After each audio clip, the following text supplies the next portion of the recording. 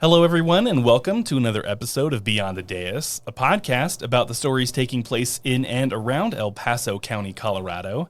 I'm your host, Scott Anderson, and today I am joined by Emma Bernick, the Injury and Violence Prevention Planner with El Paso County Public Health. How are you doing today, Emma?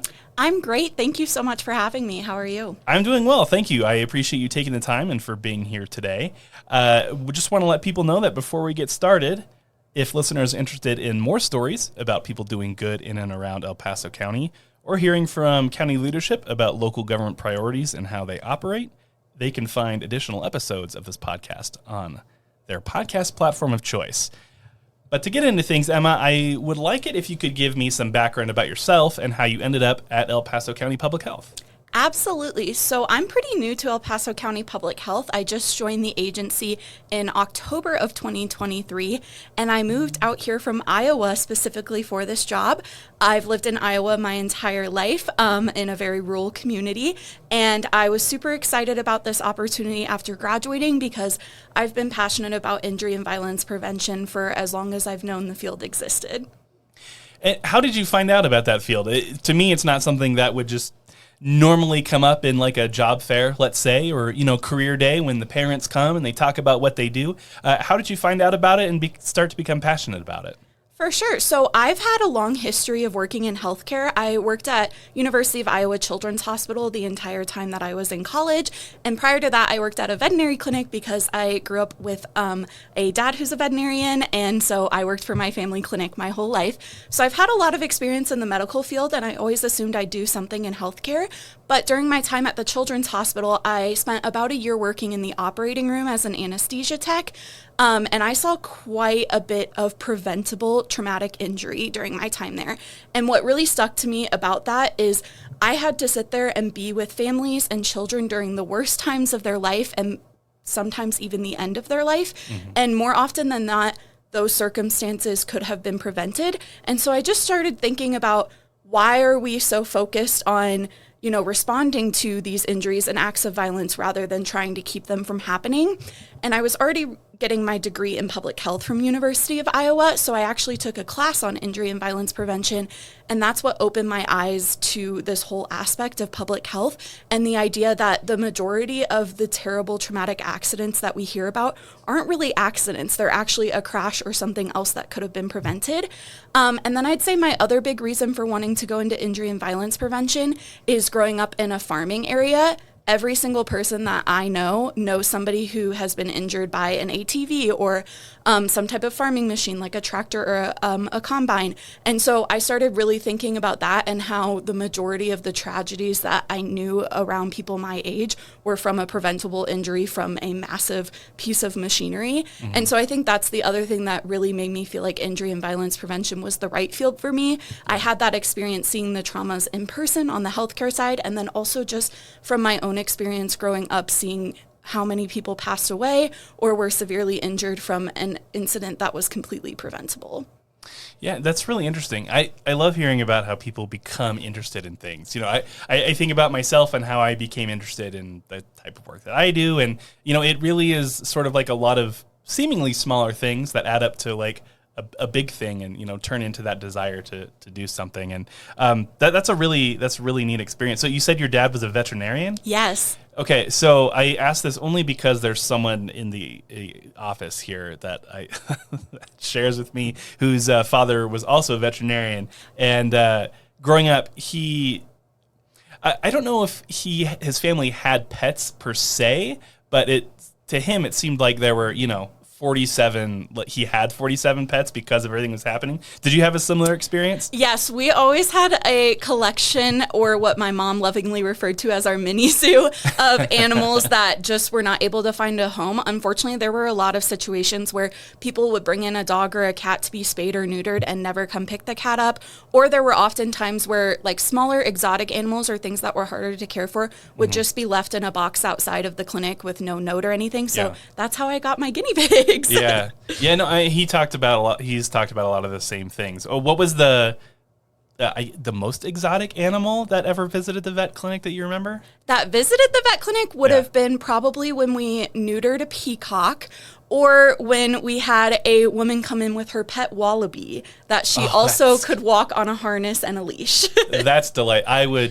Oh my gosh, I would love a pet wallaby. That'd be so cool. We've got wallabies over here at the Cheyenne Mountain Zoo, right? Oh my gosh, that'd be so cool. You can own them in Iowa too. You can? Okay, well, Iowa's sounding pretty good. All right, so going back to your job and ending up at El Paso County Public Health, can you talk about, I guess, public health in general as a whole? Like, what is the mission of public health? Yeah, so I like to think of public health in 3 tiers, which would be prevention, promotion, and protection. So in terms of prevention, we're really trying to, obviously on my side of things, prevent people from experiencing injuries or acts of violence, but also from obtaining diseases that could have been prevented. For example, a big thing that people think about is diabetes as one of the majority preventable diseases, specifically for type 2 diabetes.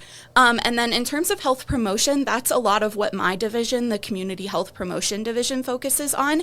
And so we really look at what services our community provides in order to be the support that people need to promote their own health.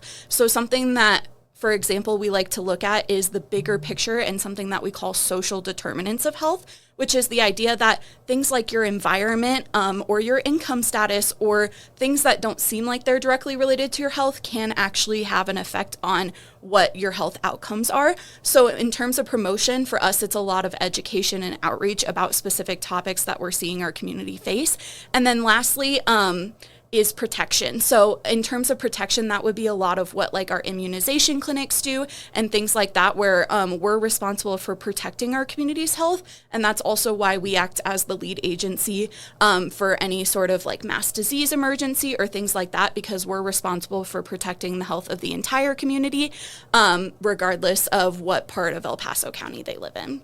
Very good. And then, so you mentioned those 3 tiers within public health: the prevention, the promotion, protection. Your focus more specifically on the promotion aspect of that.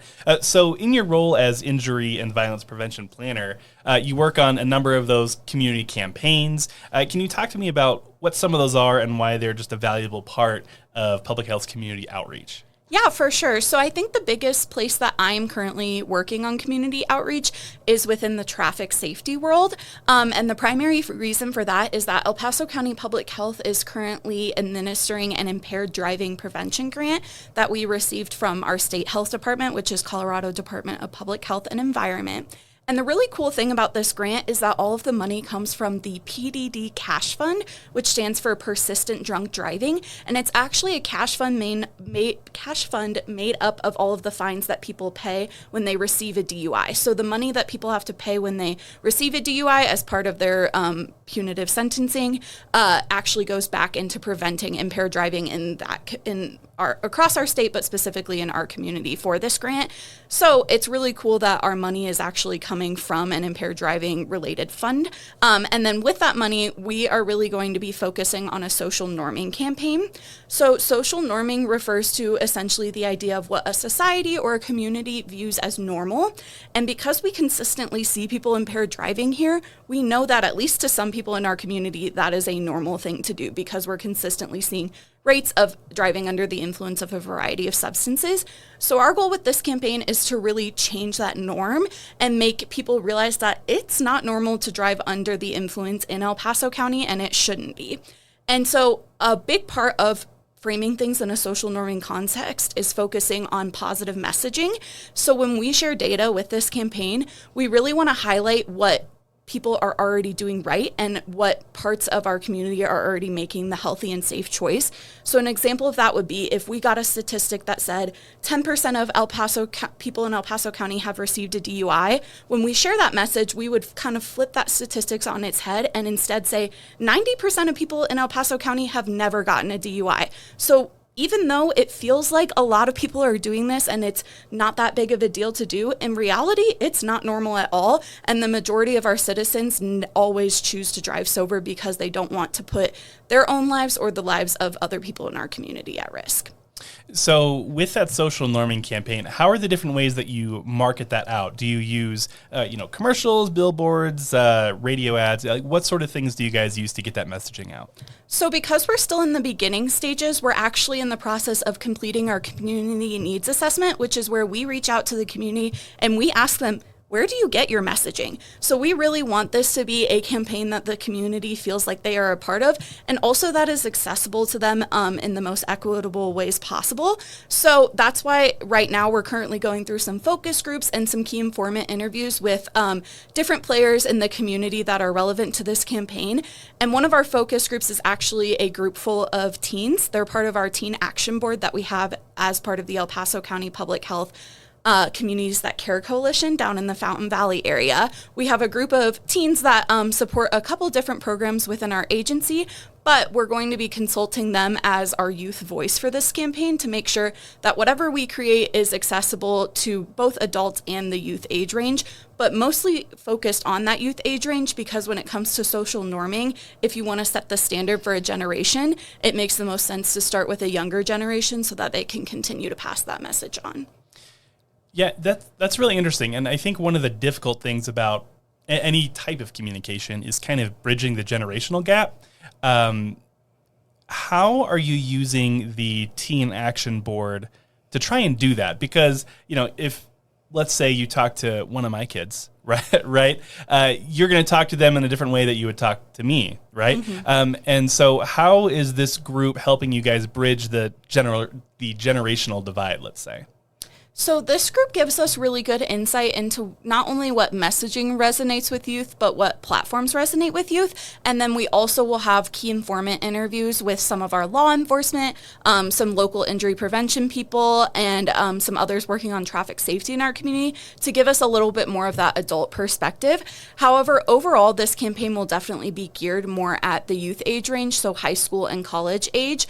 So we haven't had a ton of focus necessarily on getting like that multi-generational voice because our campaign is focused on youth. However, I will say that one thing I found really powerful is that sometimes youth can be the best voice to resonate with adults. And what I mean by that is a lot of times if you can get a message across to a kid, they're going to be a lot more effective in getting that message across to their parents than we would have been if we had just talked directly to the parents. So we talk about that a lot with seatbelts too, is if we can get the younger generations to understand seatbelt use, they can kind of put that positive peer pressure on their parents to say, hey, I always wear my seatbelt. You're the adult. You should be wearing it as well. Mm-hmm. And so we're hoping that youth really find a voice and a sense of empowerment through this campaign, where if they do have adults in their life that are impaired driving, they can say, hey, this is the information that I've learned from this campaign. And I think if I'm making the choice to always drive sober, you should too, because it's the responsible thing for a whole community. Yeah.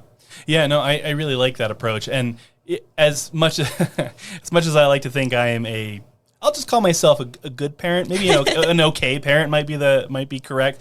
But my kids are getting to the age, at least a couple of them, where what mom and dad say are not as influential as we would probably like it to be. They're more leaning on their peers and, maybe teachers or, whatever the case is, right? So I think taking that approach of,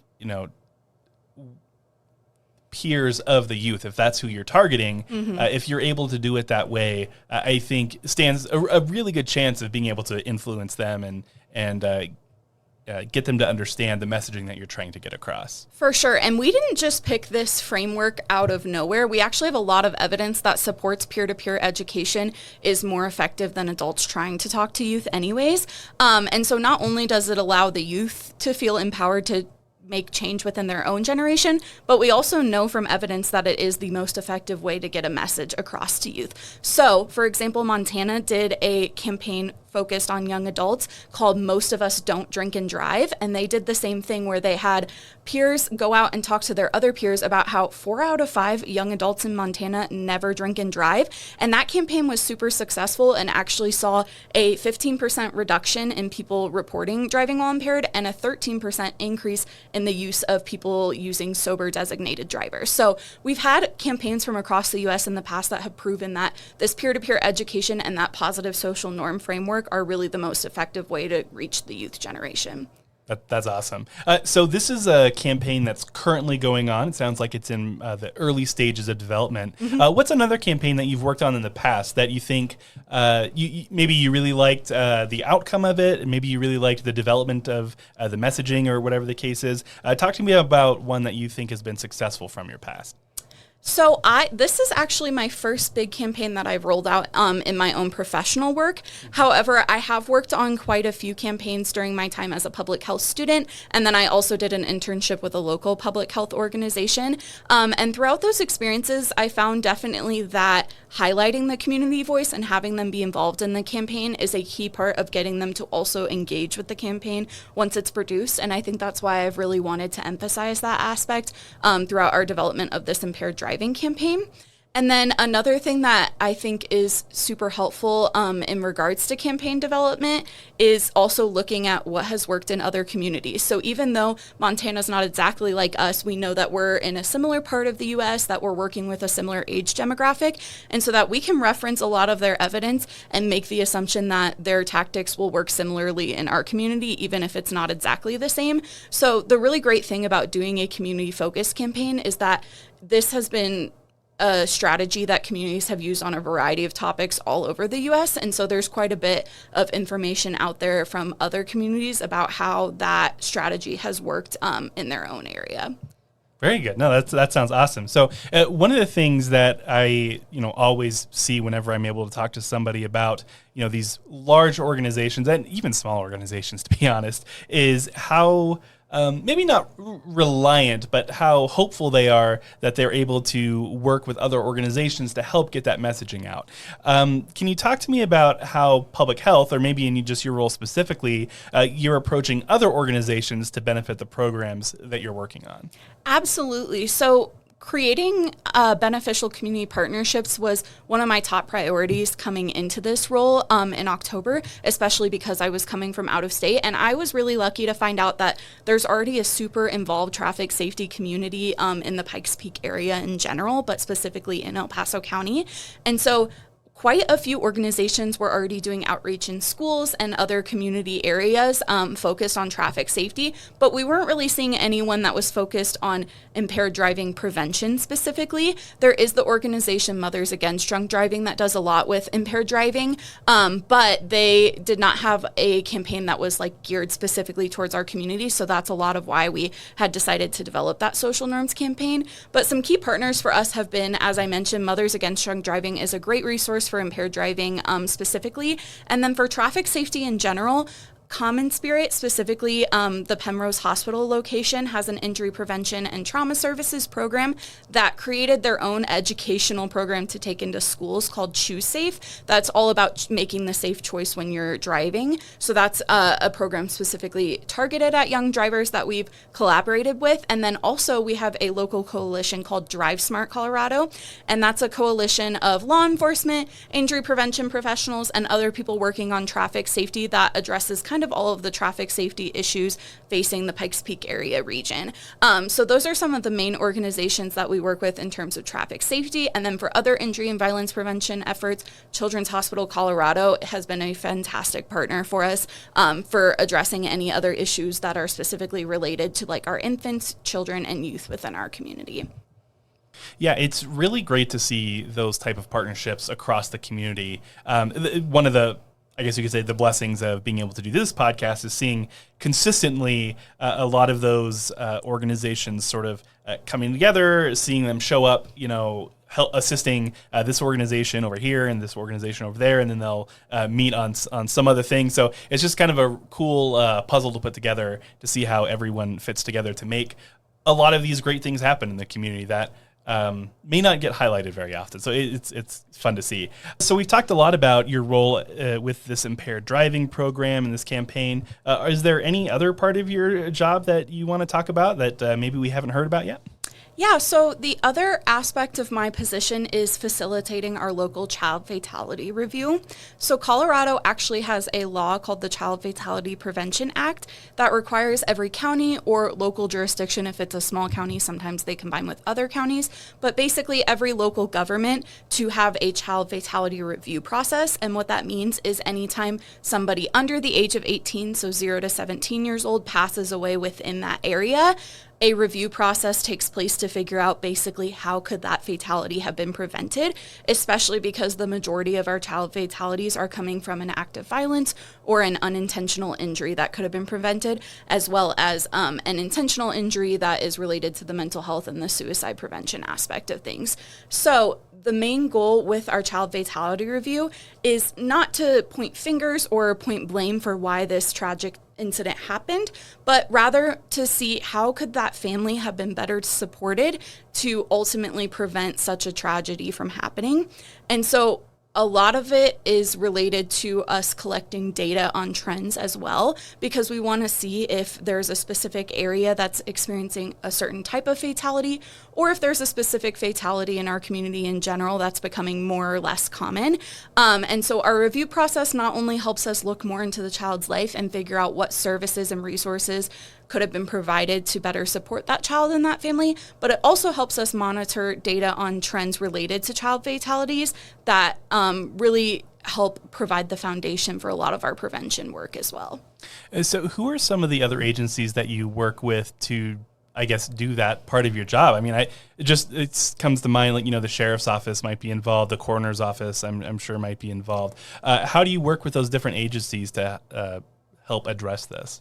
Yeah, so our primary partner, as you would imagine, is the El Paso County Coroner's Office, as they're the ones who provide us the majority of information that we use during case reviews, and they're our primary partner in maintaining the child fatality review team as well. However, we have quite a variety of community partners that come and sit as part of the review process and also share information with us so we can get a better picture of what was going on in the child's life. That would include the El Paso County Attorney's Office, El Paso County Department of Human Services and Child Protective Services, El Paso County Sheriff's Office, and Colorado Springs Police Department, as well as a couple other smaller police departments like Fountain and other smaller areas within El Paso County. And then we also have representation from each of our school districts in El Paso County, as well as Children's Hospital Colorado. And based off of these reports that have been done, and I'm sure you've dived deep into those, what are some of those, I guess, key areas where you're looking to maybe build out campaigns in the future to address some of the real problem areas? Yeah, so we have identified a couple problem areas, and so we're actively working in terms of our car crash prevention, as I already mentioned, with our impaired driving and other traffic safety efforts. And then we also have a position within El Paso County Public Health that's dedicated specifically to preventing youth suicide. And so that person does a lot of our prevention work around promoting connection for youth and other resources that can help protect them from suicide. And then our third key area would be our infant safe sleep. And so that's a campaign area that we are looking to increase our outreach in, as that's definitely consistently one of the big areas that we unfortunately see fatalities in our community is related to unsafe sleep environments for infants. And so we're currently looking into possibly finding some opportunities to increase our outreach focused on that topic area. So, I mean, a lot of these things that we've been talking about, seemingly very negative things. And it sounds like you work with a lot of what might seem to be pretty negative things. How are you able to remain positive, able to come to work? I mean, clearly by your demeanor and just the sound of your voice, you can tell that you're passionate about your work and that it sounds like you enjoy the work that you do. How are you able to maintain that despite working with these, again, seemingly negative things on a pretty regular basis? Absolutely. So I will definitely admit that I have a heavy job and that a lot of the subject matter that I discuss is very heavy. However, I think what keeps me motivated, especially in terms of preventing fatality and injury for our community, is the fact that our whole goal with reviewing these tragedies and any data in general related to these upsetting circumstances is to prevent other people from experiencing that same tragedy. And so I think it helps us really bring a lot of light to such a terrible situation because we know that the outcomes that we're learning and the information that we gain from this can help us protect another family from experiencing the worst thing that they can imagine. And so I think what really keeps my passion ignited is definitely the ability to help be a village for other families, because they always say that it takes a village to raise children. Yeah. And so I think with the information that we collect throughout all of our data sources, we are able to be part of that village for families and help them protect their children. And I think more than anything, a family who's experienced loss just wants to prevent another family from going through the same things. And so I think a lot of survivors of grief can agree with that, of one of the main things that helps you maintain some level of positivity within that is protecting other people from experiencing the same thing that you've experienced. Yeah, that's really nice. Thank you for sharing that. But I do want to give you an opportunity. We're about to wrap things up here. Is there anything else that you want to add that you think would be important for listeners to know about? I think the only other thing I want to highlight is that injury and violence prevention is here to protect the community, and therefore we need the community to engage with us. And so if people ever have ideas or want to get more involved in injury and violence prevention efforts, we love to hear them, and they're welcome to reach out to me. And also just remembering that all of your daily choices impact the possibility of an act of injury or an act of violence. And so you making the choice to drive sober every day or wear your seatbelt or safely store, dangerous items in your home can be the difference between life and death, or at least life and a very severe injury, and that the majority of the tragic things we see are preventable, and it takes everybody's effort to be part of that prevention. Awesome. Well, thank you for sharing that. I really appreciate you being here today, for taking the time, and for all the work that you do for El Paso County. So thank you, Emma, for being here today. Thank you so much for having me. I appreciate the opportunity. If you are interested in listening to additional episodes of Beyond the Dais, be sure to look for us on Podbean or wherever you get your podcasts. Thanks for listening, and we'll see you next time.